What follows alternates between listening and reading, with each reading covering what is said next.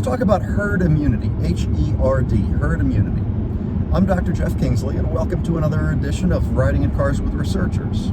We're in this COVID-19 pandemic, and people are looking at how do we get over this? How do we get out of this? When you're looking at how dangerous a virus is, one of the things you look at is called R0. It's an R with a 0 after it and pronounced R0. It's a measurement of, on average, how many other people get infected from one infected person. If the R0 is 2, on average, an infected individual infects 2 more people. And then those 2 people, on average, will infect 2 more people each. And those people will infect 2 more people each. And so you can see that that is a spreading virus through a community. If the R0 is 1, every 1 individual tends to infect 1 individual. The spread in the community is not going to get worse. And if the R0 is less than 1, then an infection will fizzle out in a community.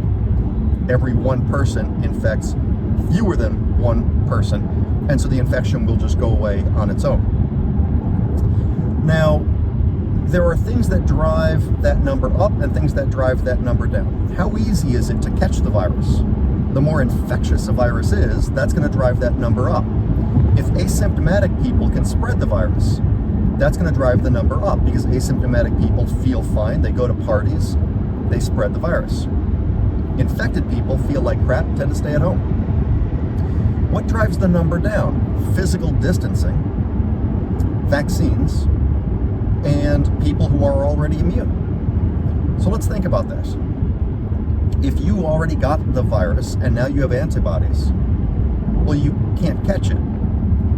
If the majority of a given community has already gotten the virus, has antibodies, they can't catch it, well then by default, if 1 infected person is in that community, there's nobody else to infect. And so the R0 goes down.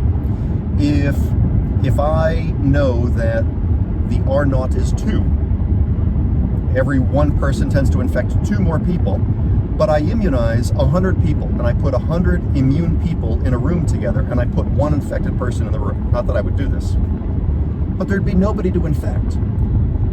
And so in my scenario, the R0 in that room would be 0. On average, 1 infected person infects 0 people because there's nobody to infect. The concept of herd immunity that's moving around in the press today is this concept of just let the virus infect young, healthy people, protect the elderly, and people with type 2 diabetes, people who have obesity, people who have other conditions that increase the likelihood that the virus would cause them a lot of harm. Let it go through the community, and therefore we build up herd immunity so that then we drive that number below 1. In theory, that would work. And it does work for certain viruses, and it doesn't work for others. Influenza's been around forever. Well, why is influenza still traveling around the world year after year after year? Well, because herd immunity doesn't work for influenza. The common cold is a coronavirus. COVID-19 is a coronavirus. There tend to be similarities around coronaviruses. The common cold has been around forever. Why is the common cold still here? If most people in the world have gotten the common cold, then why don't we have herd immunity for the common cold? There are lots of reasons. One of which is our bodies tend not to maintain antibodies to the common cold. So you get sick, your body makes antibodies, you get over the cold, but your body tends to only retain manufacturing those antibodies for a few months. And then your body stops making those antibodies. And so the next time you come in contact with a sick individual, you can catch the cold again. Herd immunity will never happen through that mechanism for the common cold.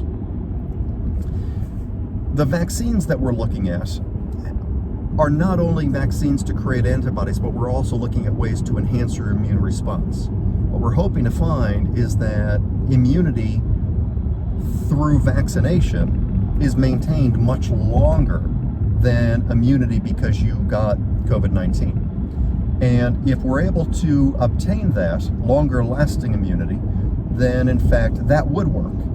But the concept of just let it go through communities has scientific and ethical factors that really go against it.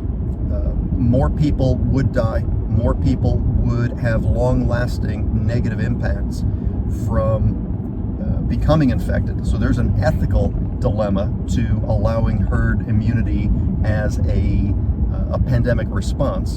And then scientifically, it doesn't really look like it would work with this virus.